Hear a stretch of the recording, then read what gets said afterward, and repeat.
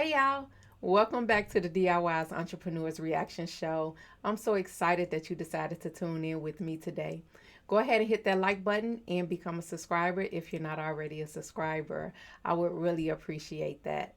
Today we're going to be reacting to another Shark Tank pitch, so let's check it out.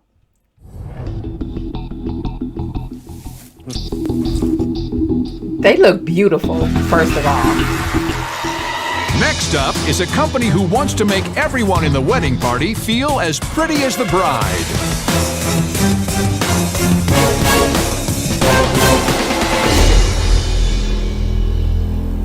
Hi, I'm Ashley. And I'm Charles. We're from Washington, D.C., and we're seeking $250,000 for 10% equity in our company, Bridal Babes, the first bridal fashion company for multicultural women and women with curves. We are changing the bridal fashion game with curve-hugging and attractive bridesmaid dresses. Yes, they do exist, and I'm wearing one today. When we were getting married, I remember Ashley mentioning how difficult it was to find the perfect dresses for bridesmaids. My bridesmaid dress shopping experience at traditional bridal shops was horrible. I ended up searching the internet high and low and finally found something that would work. And when my girls put it on, they instantly fell in love. And the wedding went viral because no one had ever seen bridesmaids in such stunning looks before. That's when we knew that we were onto something. We went from high school sweethearts to newlyweds and business partners overnight. Aww. Bridal Babes offers gowns in inclusive sizing, which we pride ourselves on, and a wide range of shades that really pop on all skin tones. Brides and bridesmaids can also shop from the comfort of their home through our live virtual consultations and our thriving social media community. So Sharks, now that you know a little bit about Bridal Babes, who's ready to get hitched? So good.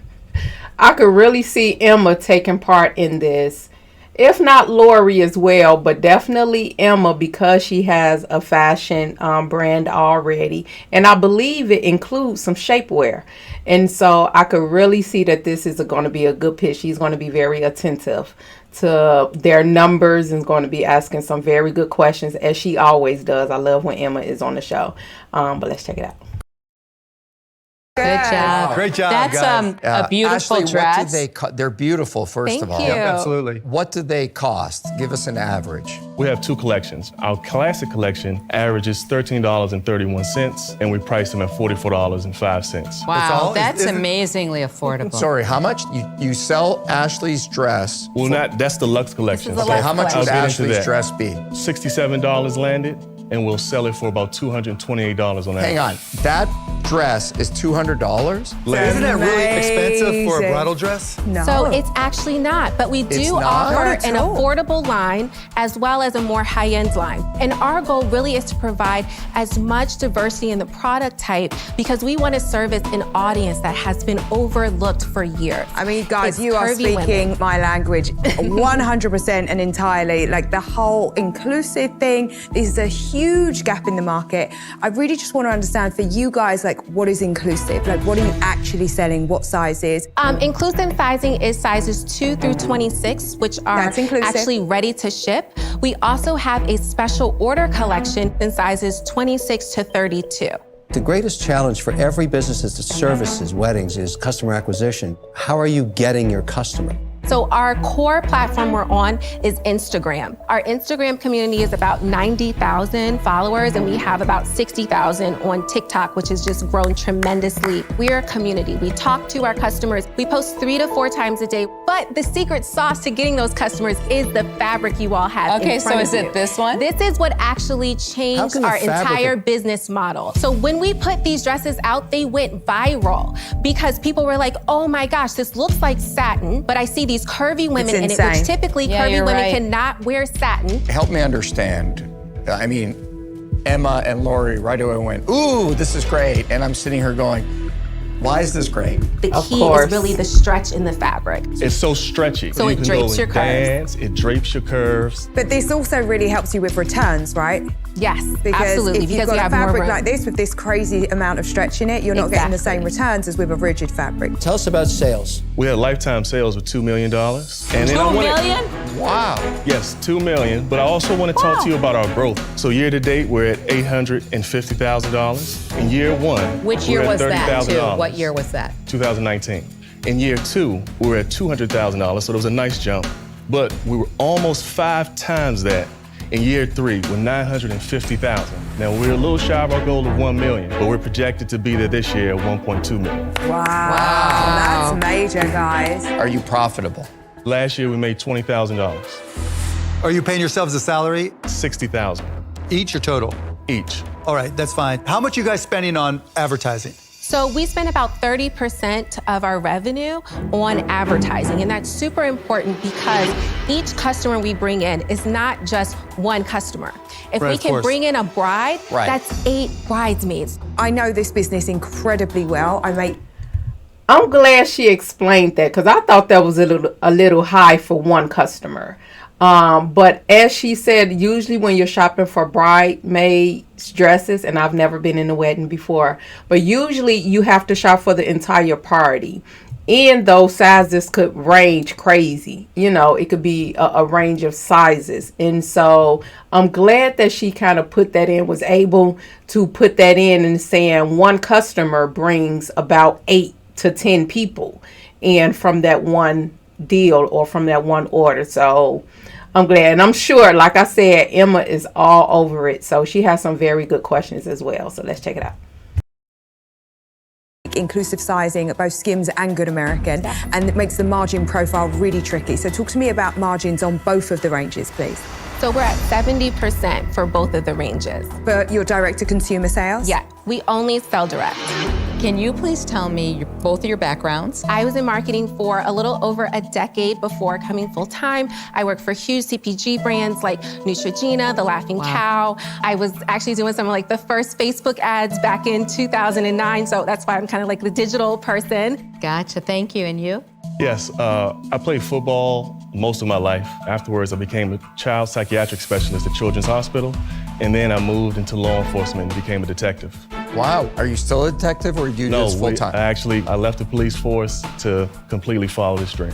So guys, what's the vision? What do you want to do with this brand? The biggest thing for us is showcasing diversity in a space that never saw brides and couples or even bridesmaids of color in media campaigns. So it's so important to us to have that component and making sure that we are celebrating all body types. And how big do you want to take the business? Well, Charles has a huge vision. We want to be a $500 million company. Whoa. The real question I have is, what do you need for you to get to 500 million? What are those first steps you need to take, and where do you need help? So we want to get more team members to create supply chain efficiency, because we want to be able to get the customers what they need, when they need, as fast as we can. How many people do you have working for you? It's just the 2 of us full-time. Charles has 1 contractor that he works with seasonally. So when you guys get orders, you just grind it out in the warehouse that you Yes. have? Yes. That's Yeah. amazing. So And you're who's doing a actually million- making the dresses? So we have a number of manufacturers overseas. What's your lead time on a dress or dresses? It takes about 2 to 3 weeks to actually produce the dresses, but then shipping, I'm sure you all know, Right, it's so been you're kind of a on the- yeah, it's a nightmare. pain in the ass right now, yeah. So because we've been selling out so quickly, we've had to incur additional costs to do air shipping. Well, first of all, super impressive.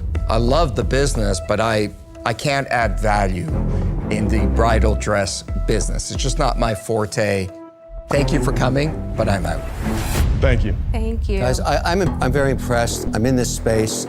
I don't know if you know your customer acquisition costs yet. It's one of the highest in the fashion business, is capturing the bride when she's making her purchase decision. Yes. I wish you the best, but it's not for me. I'm out. Thank you. Thank you. Guys, listen, I love the fact that you've managed to stay out of the trap of the kind of traditional wedding business, because it's my belief that any brand that's going to scale and do really well now has to be rooted in some kind of community. It's the only way that we can keep advertising costs down and keep that word of mouth going and keep the customers excited. There's so much promise in this business. So I definitely would love to give you guys an offer. I think that your valuation is a little steep. So you came in asking for 250 for 10%, and I will happily give you guys 250, but I want 25% of the business. Your valuation just got crushed.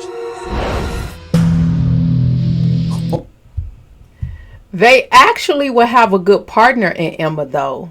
I think with the experience that she will bring with her shapewear line, she could probably use some of she could probably save them some money, but I think it's the fabric, but she could probably save them some money in the experience and the on-ramping of the shipping and the contractors that's needed, because they still need to build a team. And so Emma is going to come in probably with that team already that knows about the fabric for fashion, knows about the shipping costs and how to save on that. And so it may be a good deal for that 25%, but let's see. Oh, your evaluation just got crushed. Okay, thank you.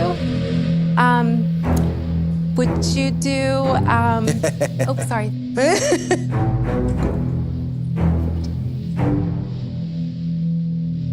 How about 17.5? Make it 20% and you got yourself a deal. We got a deal. I love it so much. I knew this would be a good deal for Emma. I kind of knew that she would be all around this. And again, they negotiated well. You always have to counter. And so they initially came into the tank asking for 10% for $250K. They were proposed a value of 25% from Emma. They negotiated and countered with 17.5%. And Emma asked to meet them at 20%. So I think that was a real good move as far as countering, negotiation that they did. And I think that she's going to be a real good partner for them as well. It's yet to be seen. Of course, since this was a last season episode, if there's any updates about Bridal Babes, I'll definitely link it down below.